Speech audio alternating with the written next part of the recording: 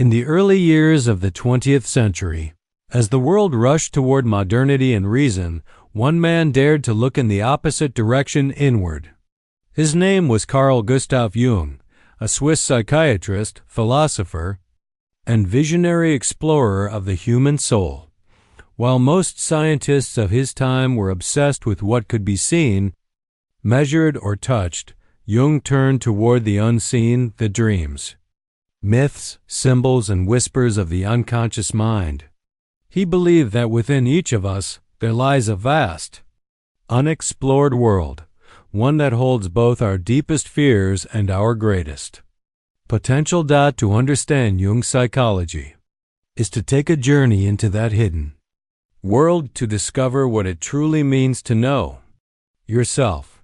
The break from Freud in the beginning, Jung walked alongside another giant, Sigmund Freud, the founder of psychoanalysis. Freud saw the mind as a battlefield, a struggle between desire and repression. For him, the unconscious was a vault of forbidden wishes and instincts, mostly sexual and aggressive in nature. But Jung saw something larger, something sacred.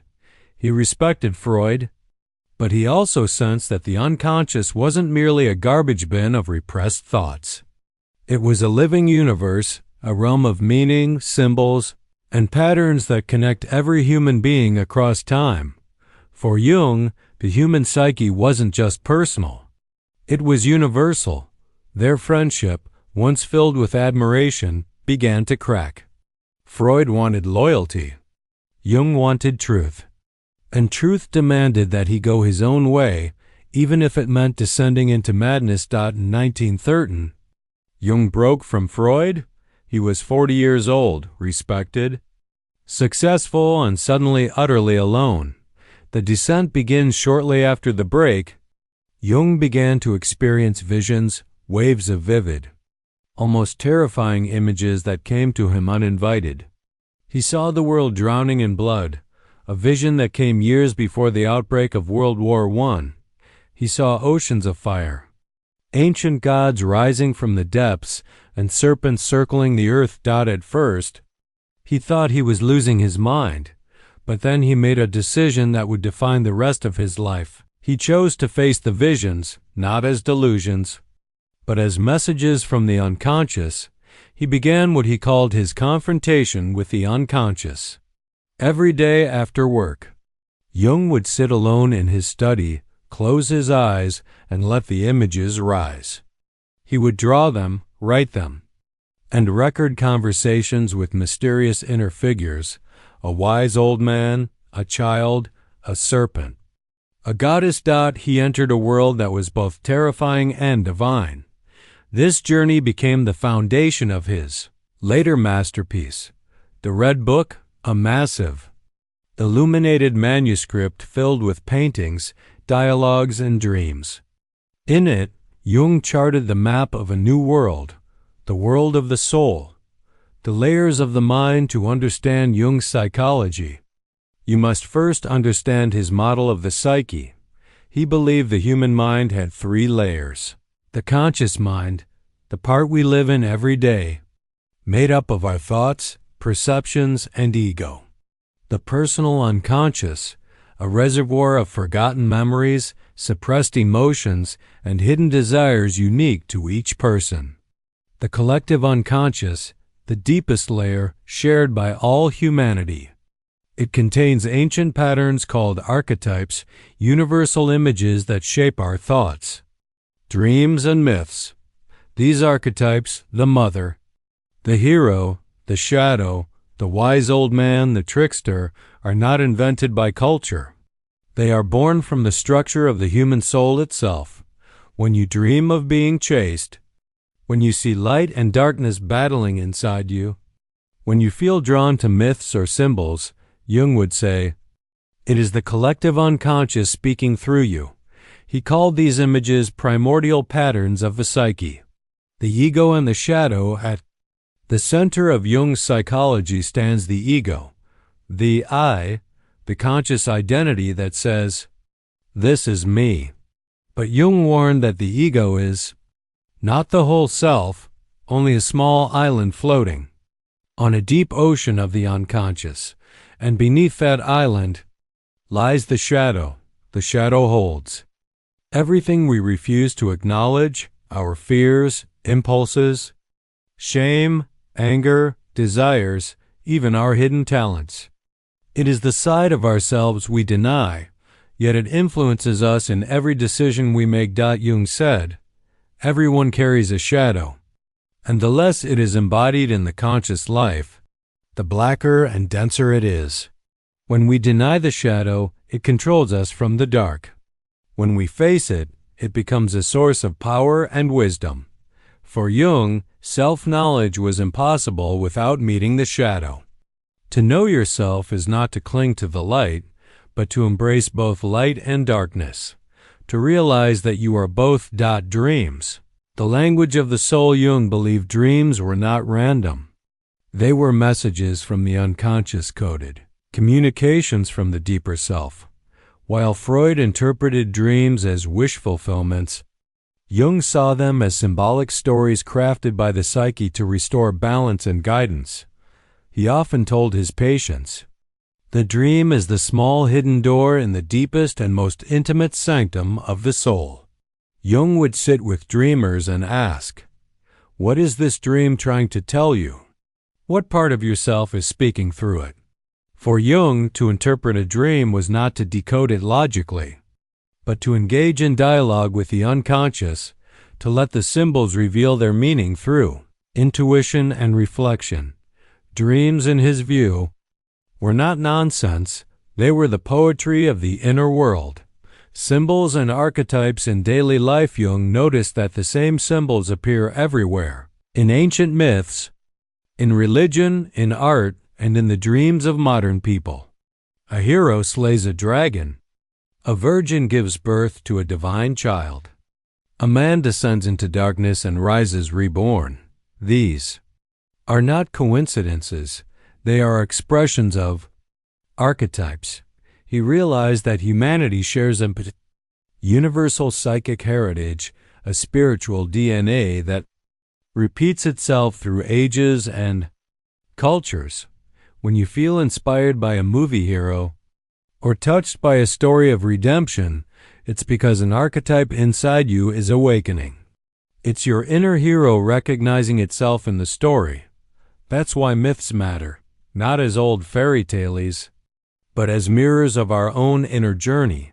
The self, the center beyond the ego, beyond all layers of the psyche. Jung saw something he called the self, the totality of the conscious and unconscious mind. The self is not the ego, it's something greater. It's the organizing principle of the psyche, the inner God image, the source of meaning and wholeness. He wrote, "The self is our life's goal, for it is the most complete expression of that fateful combination we call individuality." The path to the self, Jung said, is called individuation, the process of becoming who you truly are. It's not about becoming perfect, but about becoming whole. It means reconciling the opposites within us, masculine and feminine, light and shadow, conscious and unconscious. It means accepting that every soul is a universe, and that the divine lives not above us, but within. The psychological and the spiritual. Unlike Freud, Jung did not separate psychology from spirituality.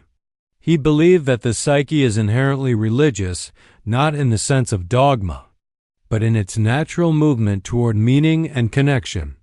He saw modern man as spiritually starving, surrounded by technology and reason, but cut off from his inner source. He wrote, "People will do anything, no matter how absurd, to avoid facing their own soul." For Jung, healing was not just about curing symptoms. It was about restoring the dialogue between the conscious and the unconscious, between man and the divine. To ignore the soul, he said, is to fall ill. To listen to it is to begin the journey of becoming human again. The modern relevance today, Jung's ideas echo louder than ever in therapy, in art, in films, in the search for authenticity. The language of shadow work, archetypes, and inner child healing all come from Jung. He gave us a map of the inner world, not to escape life, but to live it more deeply. When you feel lost, Jung would say, do not seek distraction. Close your eyes and listen. The voice you fear most to hear may be the one that knows the way. Narrator, softly. Carl Jung once said, your vision will become clear only when you look into your own heart. Who looks outside dreams. Who looks inside awakes. And so begins the journey to know yourself through the vast and mysterious landscape of the human soul. Every soul, Jung believed, carries within it a hidden map, a silent call to wholeness. That call is the process he named individuation, the lifelong journey of becoming who you truly are. Individuation does not mean becoming perfect. It means becoming real. It means bringing together all the pieces of yourself, the parts you show, and the parts you hide until you stand as one. Integrated being, the call of the self for Jung.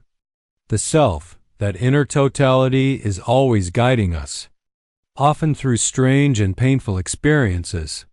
It speaks in dreams, coincidences, symbols, and emotional crises. Whenever you feel torn between who you are and who you are supposed to be, that tension is the self calling you to grow. Jung once wrote, there is no coming to consciousness without pain. Individuation, then, is not an escape from suffering, it is a meaningful confrontation with it. It's a descent into the depths of the soul, where light and shadow wrestle until they are reconciled. The anima and animus, the inner opposite. In his exploration of the psyche, Jung discovered that every human carries both masculine and feminine qualities, regardless of gender. He called these inner counterparts the anima and animus.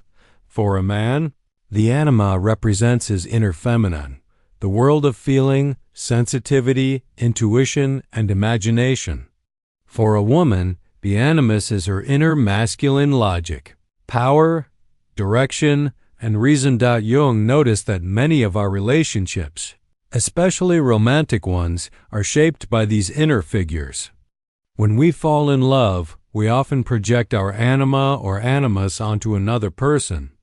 We see in them the qualities our soul is secretly seeking. But when the illusion breaks, conflict arises. We discover that the other person is human, not our inner god or goddess. That disillusionment is painful, but necessary, because through it, we reclaim those projections and integrate the anima or animus within ourselves. To know yourself, Jung taught, you must meet and make peace with your inner opposite. Only then can true relationship and true love exist. He wrote, the meeting of two personalities is like the contact of two chemical substances. If there is any reaction, both are transformed. Facing the shadow in others. The shadow, too, doesn't only live within us. It hides in the people we hate, criticize, or envy. When we project our shadow, we see in others what we cannot face in ourselves. That's why certain people irritate or frighten us for no clear reason. They mirror what our ego refuses to accept. Jung said, everything that irritates us about others can lead us to an understanding of ourselves. To do shadow work, therefore, is not to judge others, but to ask, why does this trigger me? What part of me am I seeing in them? Each moment of projection is an opportunity for consciousness, a moment to reclaim what we've lost to the dark. The Red Book, Dialogues with the Soul between 1913 and 1930. Jung recorded his inner experiences in what became known as the Red Book. This was no ordinary diary, it was a journey into the mythic heart of the psyche. He described it as a confrontation with figures from his own unconscious, beings of immense symbolic power. There was Philemon, the wise old man with wings of a kingfisher, who became Jung's inner teacher, a representation of wisdom and spiritual guidance. There was Salome, the feminine spirit of intuition and emotion, representing Jung's anima, and there was Elijah, the serpent, the child, and countless other forms, each reflecting an aspect of his inner world. In these dialogues, Jung discovered that the psyche is not a static system, but a living, breathing reality, a world populated by autonomous forces that shape our destiny. He later wrote, "The soul is not a thing, but a living being.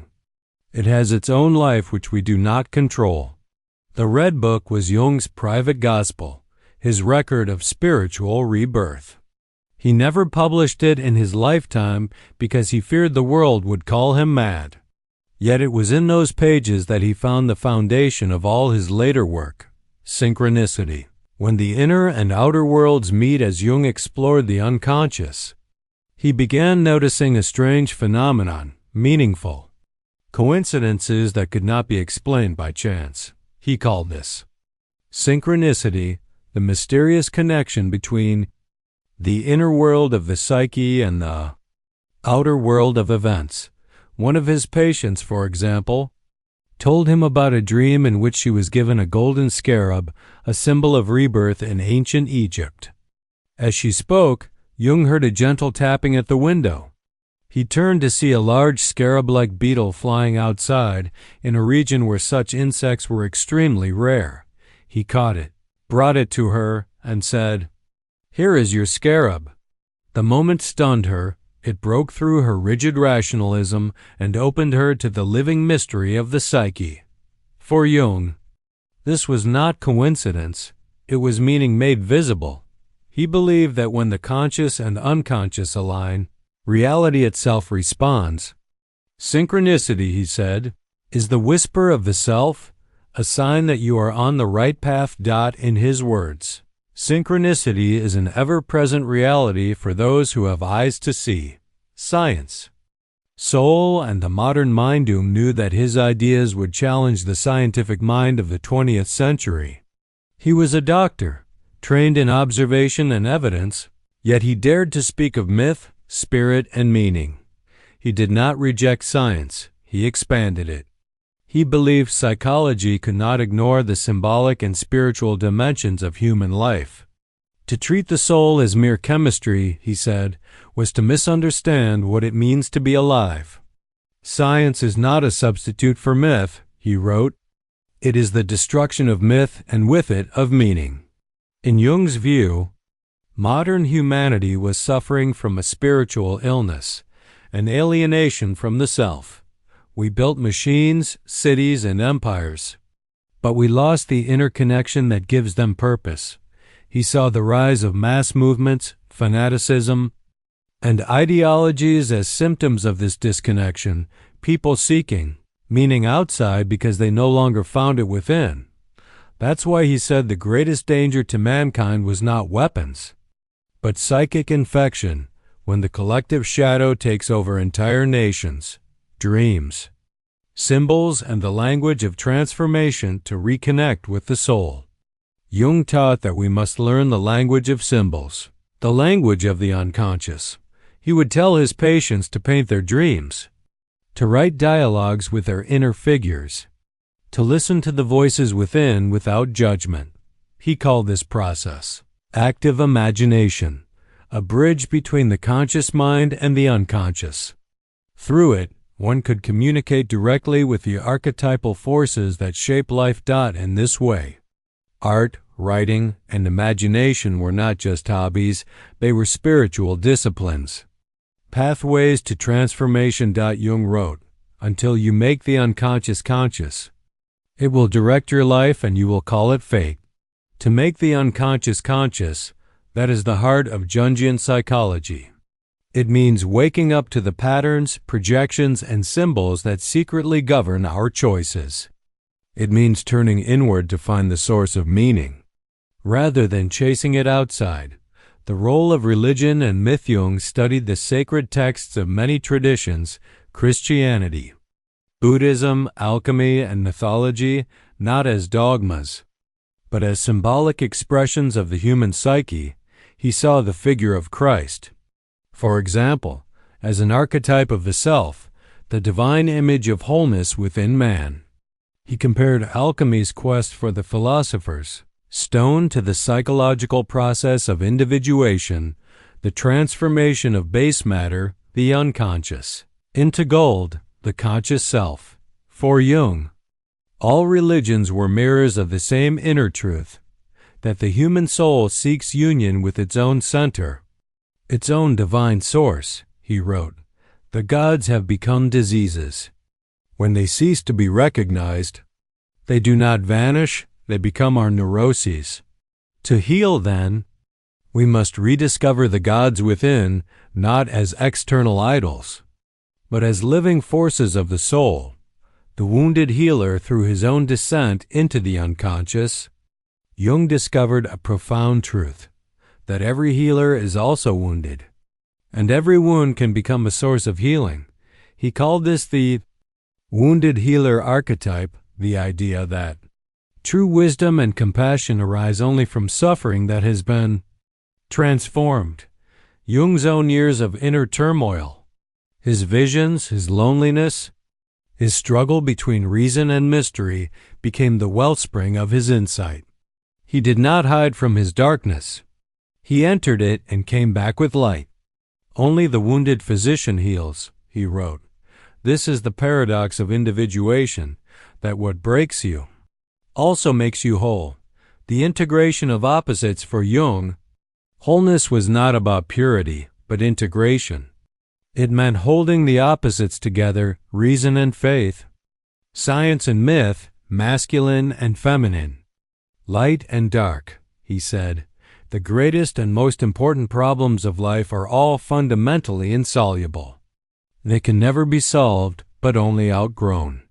To outgrow them means to expand your consciousness until you can contain the paradox, until you realize that life itself is a dance of opposites, and that the self is the space where they unite. In that union, Jung saw the mystery of God not as an external being, but as the living totality of existence within and beyond the human psyche. A quiet revolution. By the time Jung entered his later years, his work had become a quiet revolution. He had mapped the depths of the mind and brought back the message that the soul is real and it is calling us home. While the world saw progress in machines and science, Jung saw progress in consciousness. He believed that the future of humanity depended on the awakening of the individual soul, one person at a time. "The salvation of the world," he said, "is found in the salvation of the individual soul." As the 20th century unfolded in storms of war, technology, and upheaval, one man quietly traced the movements of another kind of revolution, a revolution within the human soul. Carl Gustav Jung had dared to cross the frontier between science and spirit. He had charted a map of the invisible, and by the time he passed away in 1961, he had changed forever the way we see the mind. But Jung's real influence did not end with his death. It began there, in the lives of those who decades later would take up his call to look within. The seeds Jung planted when Jung spoke of the self, the shadow, and the collective unconscious, the world was barely ready to understand. Yet those seeds fell into the soil of human culture and they began to grow. Psychologists, artists, filmmakers, and spiritual seekers all found in his work a new language for the mysteries they felt but could not name. The word archetype entered common speech. The idea of introverts and extroverts, first coined by Jung, reshaped how we understand personality. Today, from self-help books to meditation apps, from therapy sessions to Hollywood scripts, echoes of Jung's ideas ripple through modern life. We talk about finding ourselves, doing shadow work, healing the inner child, without realizing that each of these phrases was born from Jung's insight that the psyche is alive, purposeful, and seeking wholeness. Dreams in the modern world in our digital age. Dreams seem almost forgotten, drowned out by screens and algorithms. Yet Jung would remind us that the dream is still the oldest form of self-communication. He saw every dream as a personal myth, an attempt by the unconscious to restore balance to the psyche. When a person ignores the dream, they cut themselves off from their inner guidance system. When they listen, they reconnect to the wisdom that has guided humanity since the dawn of time. Jung said, "The dream shows the inner truth and reality of the patient, as it really is, not as he would like it to be, but as it is." In his view, our nightly visions are like secret messages, offering us the chance to evolve, to see what our waking mind refuses to see. He urged us not to dismiss dreams as random noise, but to treat them as teachers from the depths, even now. In the age of artificial intelligence and virtual realities, the most ancient virtual world still lies within the dreamscape of the soul, myth and meaning in a disenchanted age. Modern life often feels emptied of meaning. We have facts without faith, data without direction, progress without purpose. Jung foresaw this. He called it the spiritual crisis of modern man. He wrote, "The gods have become our diseases. What once was lived as myth is now endured as neurosis." By this he meant that when humanity loses its myths, its sacred stories, the same energies don't vanish. They sink into the unconscious and appear as anxiety, addiction, or obsession. Our need for myth is not superstition. It is psychological necessity. That is why films like Star Wars, The Matrix, or The Lion King resonate so deeply. They retell the ancient pattern of death and rebirth, of descent and return, the very pattern Jung saw in every human soul. Each time a hero leaves the ordinary world, faces the shadow, and comes back transformed, we recognize ourselves, because we are all living that myth, the dark age of collective shadows. Jung also warned that what we refuse to face individually can erupt collectively. He witnessed the rise of totalitarian movements in Europe and called them possession by the collective unconscious. When whole nations project their darkness outward onto another race, religion, or ideology, the result is catastrophe.